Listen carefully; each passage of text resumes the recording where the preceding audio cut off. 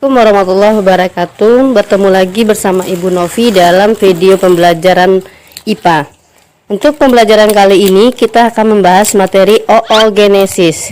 Tujuan dari video pembelajaran ini, pertama, kalian memahami apa itu oogenesis.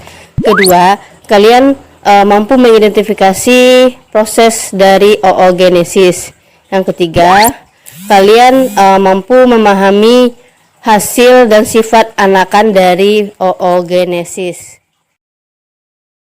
Oogenesis merupakan proses pembentukan sel kelamin perempuan, yaitu sel telur atau ovum yang terjadi pada organ reproduksi ovarium.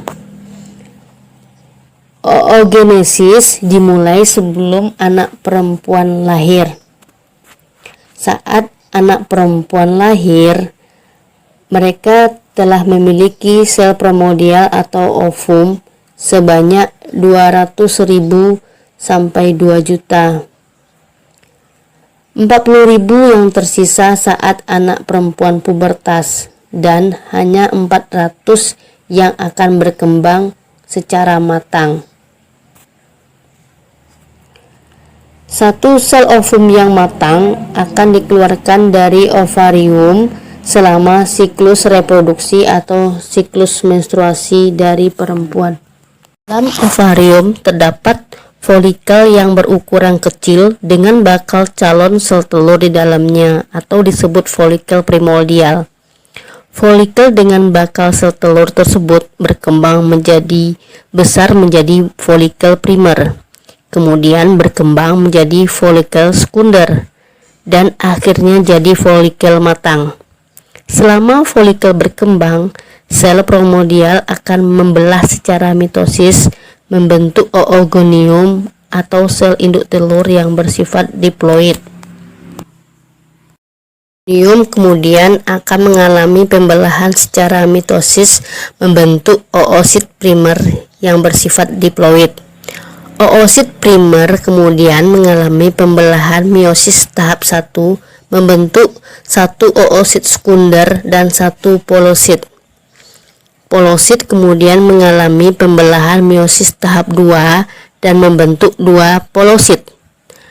Oosit sekunder juga mengalami pembelahan meiosis tahap 2 membentuk satu ootit dan satu polosit. Ootit kemudian mengalami diferensiasi membentuk ovum. Pada akhir oogenesis, dari satu sel induk telur atau oogonium akan dihasilkan satu sel telur atau ovum yang bersifat haploid dan 3 badan polar yang bersifat haploid. Namun, yang dapat berfungsi hanya satu sel telur saja. Untuk memahami penjelasan tadi, silakan perhatikan skema berikut ini. Ya, satu sel induk telur yang bersifat diploid disebut oogonium akan membelah secara mitosis membentuk oosit primer yang juga bersifat diploid. Kemudian oosit primer akan membelah secara meiosis 1 menghasilkan oosit sekunder dan badan polar atau polosit yang keduanya bersifat haploid. Kemudian badan polar membelah secara meiosis tahap 2 membentuk 2 badan polar atau polosit yang juga bersifat haploid.